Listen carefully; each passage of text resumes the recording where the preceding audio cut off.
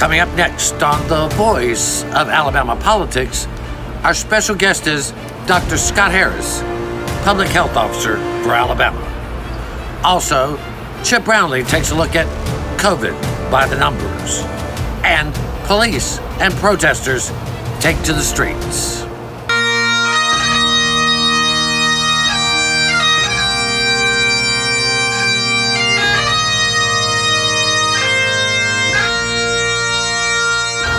No justice, no peace. All this and much, much more coming up next on The V.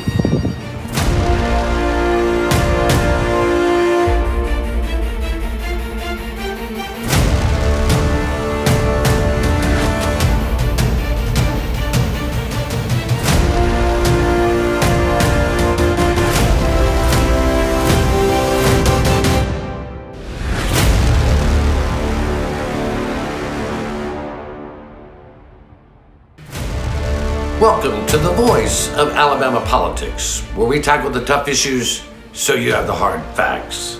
I'm your host, Bill Britt, and today I'm joined by Josh Moon, columnist for APR and investigative reporter, and also Susan Britt, my life partner and constant companion. Hi, Josh. Hey, guys. How's it going? Good. Coming to you from beautiful downtown Ocala, or outside. Hey, yes, another beautiful day all around the state, isn't it? Yes, it is. I tell you though, I'm very concerned because we have seen peaceful protest turn violent, and not because of the protesters. We have seen some violence at some of the protests, and for the most part, it has been kept down. The mayors in Huntsville and Birmingham, Tuscaloosa, and Montgomery and Mobile have all been successful, with the exception of Huntsville. Are you okay? They shot me like 5 times. Okay, I got you, okay? You're gonna walk backwards with me, okay? They're not gonna shoot you again, okay? I got it. Come on, baby. No, they shot me on the side, too. Come on. Let's go. You ready? Come on, let's go. They shot me like 5 times. My big white ass was walking away. We got you. This is what this is all about. Huntsville was an absolute disgrace and nightmare for those protesters, Josh, and it is just unacceptable that Tommy Battle, the mayor, the police chief, the sheriff of Madison County, and the attorney general of Alabama are trying to whitewash the fact that police attacked peaceful protesters.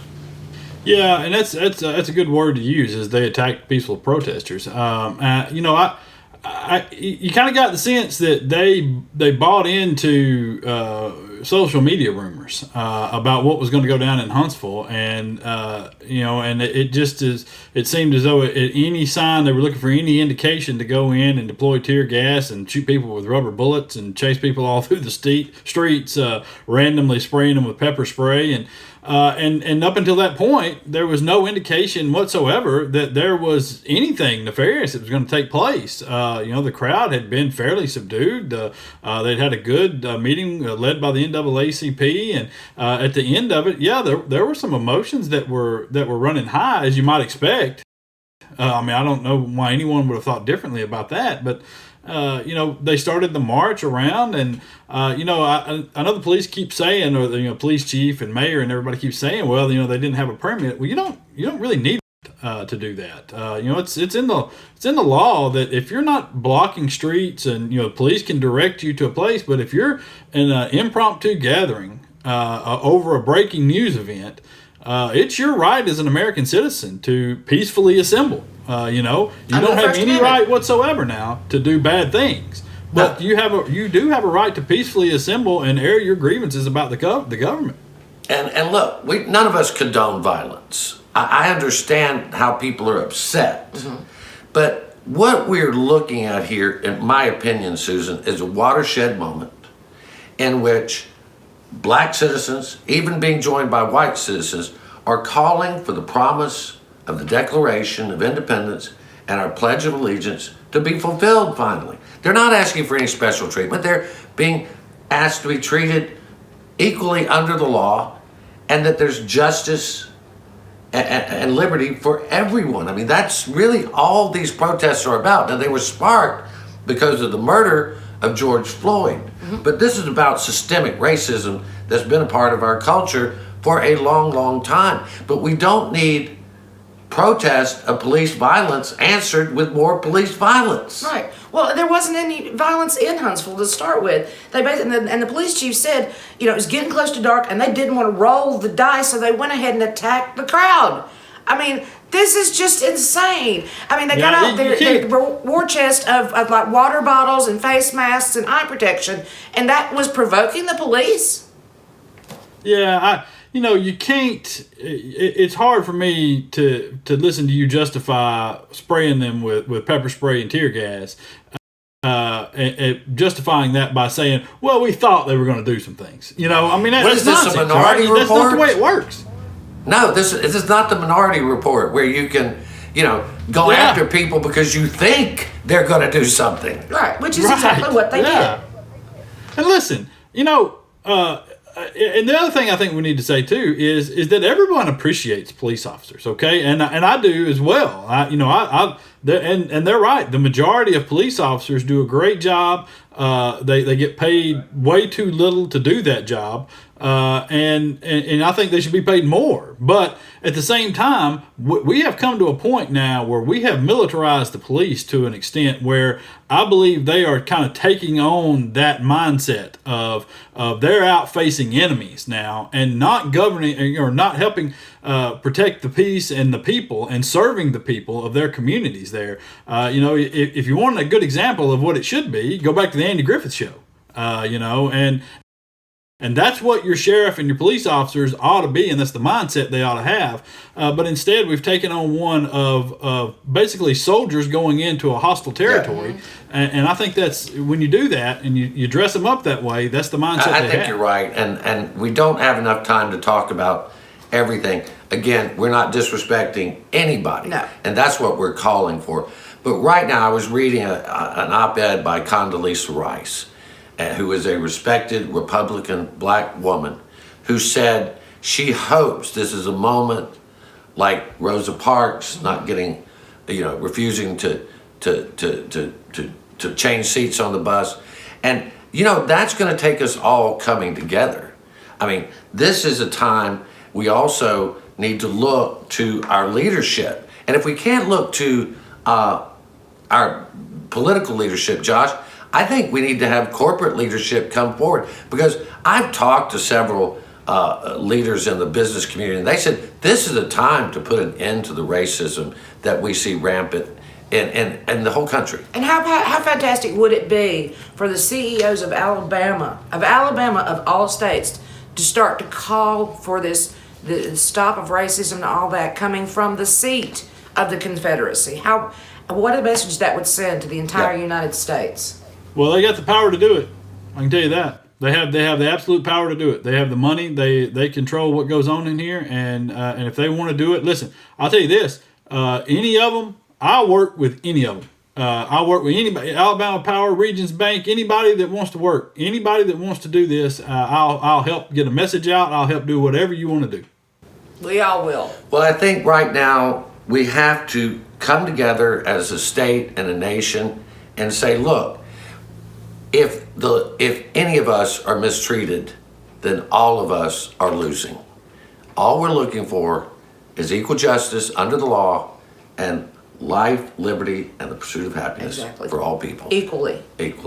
All right, Josh, well, thanks for joining us today. We could talk about this for months, and we will be talking about it for months. Yeah, I imagine we will talk about it for a while. Yeah. You're watching The V, the voice of Alabama politics. We'll be right back. Dr. Scott Harris is our guest.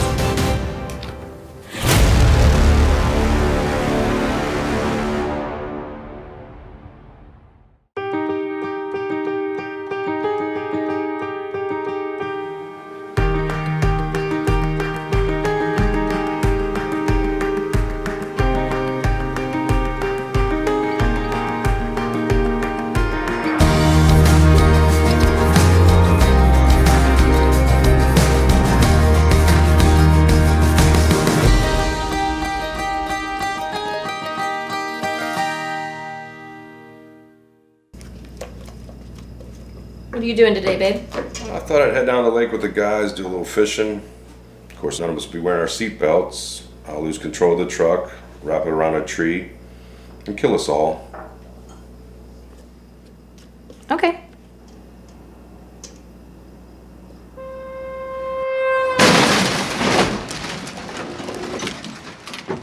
Drive safe, Alabama.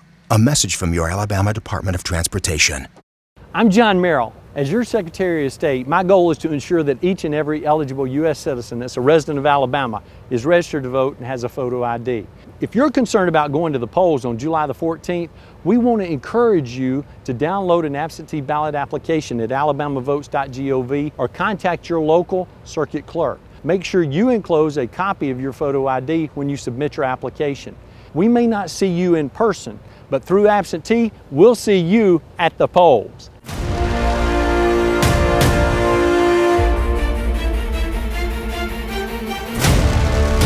Welcome back to the voice of Alabama politics. Our special guest today is State Health Officer, Dr. Scott Harris. Dr. Harris, welcome. Hey, thank you for having me. We are happy to have you. You have been very busy over the last 3 months. It's a demanding job anyway, but you have been involved in making what many would consider life and death situations. And I want to start with that. I was wondering if you could explain for our viewers how the Ivey administration has made the decisions that it has made to once stay at home, stay safer at home, and now as we gradually are lifting more and more restrictions on activities. How were those decisions made? What was the process? Sure, I'll do my best. Obviously, I don't speak for her administration, but our job in public health really is to sort of put together the best data we can and try to come up with policy options based on different things that could work and not work. I think we have, I guess in a way, we're fortunate that I can almost put our public health blinders on and try to concentrate strictly on what the numbers show us and what the data seems to be. And then we present that information, and our department has worked really well with the governor and the governor's staff. I have to say, I really grown to appreciate and respect them very much. They really have tried to consider what the data and the science says, and we feel very, very supported by that. And at the same time, obviously, the governor has a lot more things to consider. I think we all feel like public health is the most important thing, but it's not, the only important thing. And so the governor is charged with that job of trying to balance all those things, which is not easy at all. I think it's, I certainly feel comfortable saying, I think she talks a lot to Washington, D.C. I think she's on a number of calls with them every week and tries to get an idea of what's going on nationally. And I think it's that she probably talks to other governors quite a bit, particularly governors in our part of the country as well, who, are facing kind of similar challenges as we are here in Alabama. And so I think all those things are things that she and her staff have to put together and try to balance. The data from public health that we give her is only as good as the data we can find, and we're well aware it's not always been perfect. But we've tried to do the best with what we've had. And I think the thing I would say overall is that the governor has been very receptive to what we show her. We just explain the facts as we know them. We try to see what strategies work or don't work in other states and lay that out for her. And then she's, unfortunately has a really difficult task of trying to balance all that with other issues. Well, all told, from what we've seen is the governor and your office and her office get high marks on handling this. It's the unknown. We don't know. One of the things that the public looks for, and you just mentioned it, one of the things the public looks for in times of crisis like this are hard facts. So you were talking about collecting the data, analyzing it. Explain for our viewers how that data is collected and then analyzed. Sure. I have to tell you, sometimes, Bill, it feels like it's a really big mess. We have streams of data coming in from a lot of different places into different parts of our organization even. And it became clear early on that all those things didn't always communicate as well as we would like. And so, for example, we get test results from laboratories, and they're submitted to our state laboratory. But then we also get reports from medical physicians and hospitals that may come straight to our Division of Infectious Diseases and Outbreaks, which is a completely separate division. And then we have hospital data that comes in through something called the Alabama Incident Management System, which is a computer system that the hospitals use voluntarily. They're not required to report to it. It's really set up in case we have a hurricane or an ice storm or a tornado, when one or two hospitals may get overwhelmed. Nobody ever really saw it as something where every single hospital in the state would be reporting multiple times a day, into the same system. So we have a number of these things coming together, and it took a little while for us to figure out exactly what data we had, how it all integrated together. And then there's just things that we know that we don't know. This, as you mentioned, this is a new disease. We don't actually, completely understand how it gets from community to community. In some cases, we don't know how to predict what we're going to see the way we can, make pretty confident predictions about flu season, for example. So there's just a lot of data that we're all trying to assemble, and really every state's doing this at the same time, and we don't have a lot of other things to go on. So our team has done a really good job of just putting together just sort of ways to visualize data, with our own internal dashboards that try to accumulate all these things together. There's a lot of technological challenges, and we're not Microsoft or Apple. We're the health department, and we don't have a whole raft of IT folks who are from Silicon Valley who are building these products for us. We do have a really good IT staff who's doing that, but obviously this is just not what we do all the time, and so it's taken a while to get that out there. We're very proud of the external dashboard that the public can see. We have a website that people see a few thousand times a day normally, and now we're getting between 2.5 and 3 million looks a day. And we're not designed to handle that just from an infrastructure standpoint. So a lot of issues around data. The final thing I would say though is that I think there's an expectation on the public that because we have all this data, that there's just a hard and fast trigger that determines every single thing we do. And there's really not. This is, again, an unknown disease. There's a lot of things that we do based on consensus of what other public health officials think is probably the right thing to do. But in the end, it really comes down to making decisions with incomplete data and not always being sure what your outcomes are going to be. Sure. And we, like you said, everybody's operating a little bit by the seat of their pants.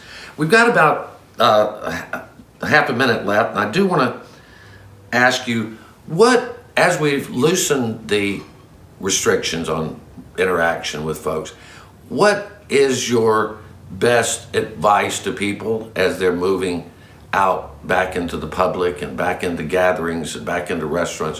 What do you have to say to people? Please don't think the worst of this is over. I think when people see things getting back to normal, they think suddenly, oh, we must be over the hump, and I don't have to be careful anymore. It's actually completely the opposite. More than ever, we need people to be aware of other people, of staying 6 feet apart, of wearing masks or face coverings in public, washing your hands. But when we were all sort of stuck in the house, those were important, but not as important if you weren't going to see anyone anyway. Now that people are back to work, people are back in social situations, they're in church situations, they're in groups of people. This is more important than ever. And we've still got many months to go. And we're not going to see the end of this, I don't think, until we have an effective treatment or vaccine. Well, we want to thank you for all your hard work. Thank you for your staff. And thank you for what you're doing for the state of Alabama to help keep us safe. Thank you very much. I appreciate that. And I appreciate being with you today. Thank you. Our special guest today has been Public Health Officer Dr. Scott Harris. You're watching The V. We'll be right back with more news and opinion.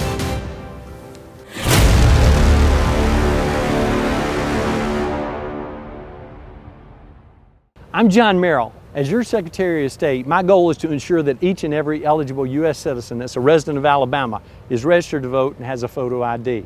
If you're concerned about going to the polls on July the 14th, we want to encourage you to download an absentee ballot application at alabamavotes.gov or contact your local circuit clerk. Make sure you enclose a copy of your photo ID when you submit your application.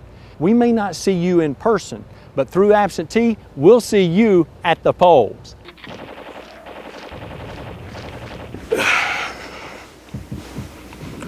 Hey man, what are you doing today? Playing the game. Thought I'd go out for a drive later, maybe. Text some friends while I'm doing it. Scroll through social media. Kill a family 4 and a head-on collision. Cool, man. Drive safe, Alabama. A message from your Alabama Department of Transportation.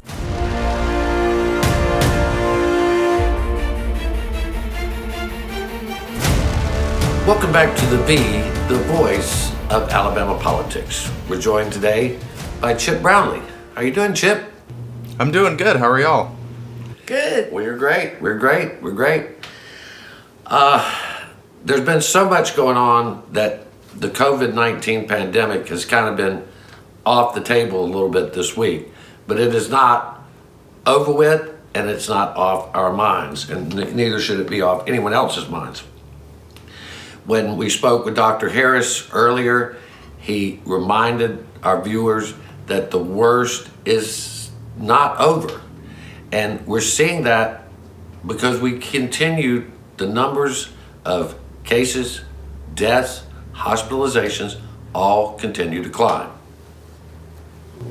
Yeah, I mean, you keep hearing this kind of refrain of people worrying about a second wave, and I think what's important is that it's not clear and there's no evidence to suggest that we're through the first wave. Right. And, you know, that was a really good interview. I think something that's important for people to know is that over the last couple of days, there has been a computer issue at the Alabama Department of Public Health. I talked to Dr. Harris about this yesterday or earlier this week, and you know, he said that it looks, and to some people, like the cases are declining, but that's because there is a really big lag in the time between when the state gets a positive case or is notified about a positive case and when that shows up on the public dashboard. So before this data issue started, we were seeing 500, 600, 400 cases a day. The 7-day and 14-day averages were as high as they've ever been.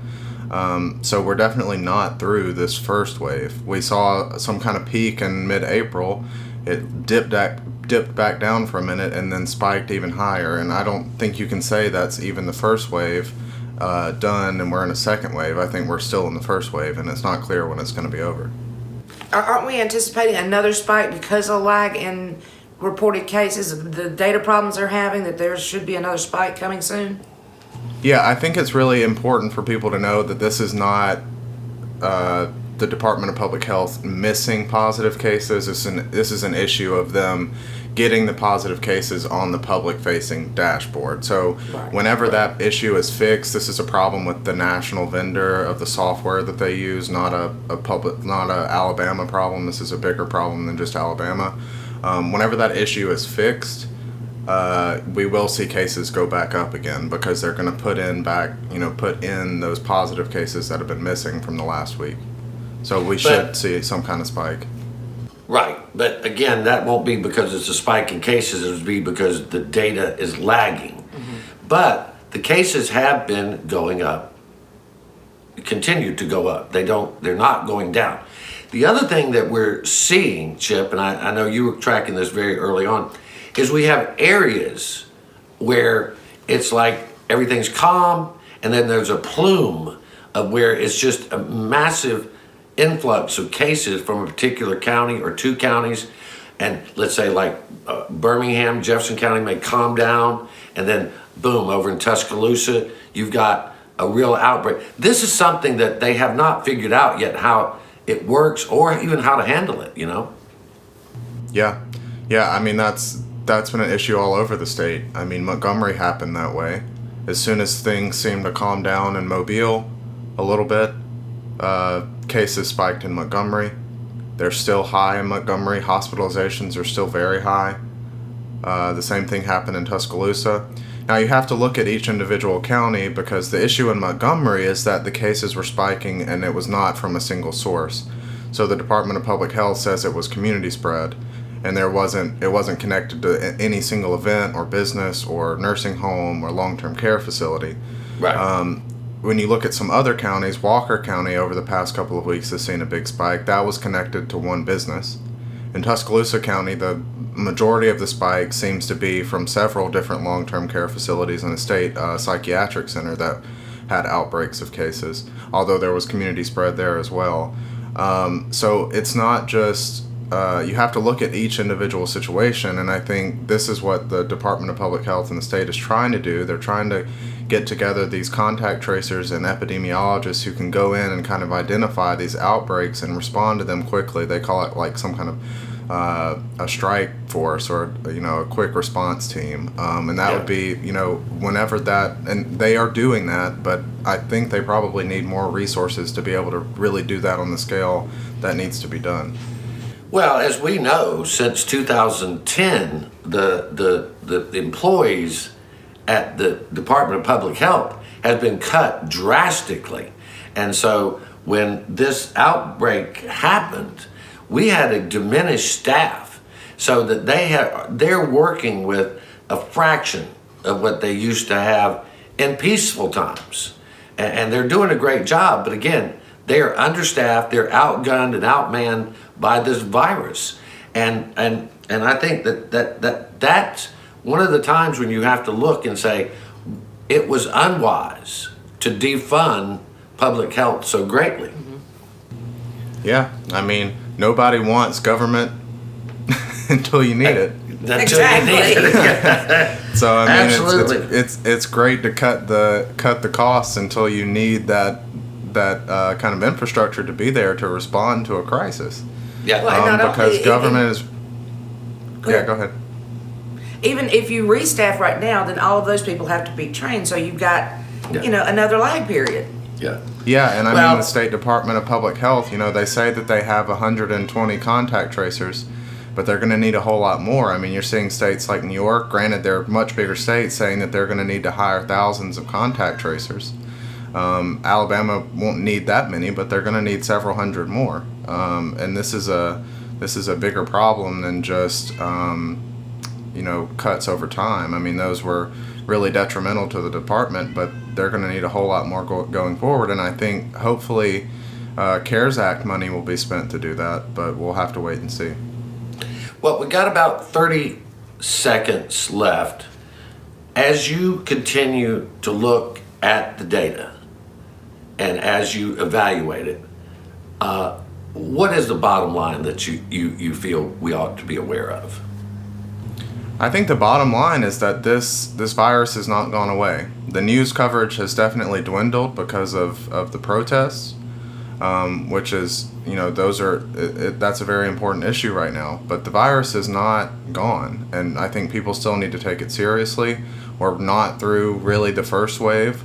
There may be a second wave in the fall, and we really need to get the infrastructure in place and the community together to be able to respond to whatever that's going to look like in the fall, because that will coincide with our normal flu season, and that could be, a big issue. So wear your mask and stay home if you can. Yep.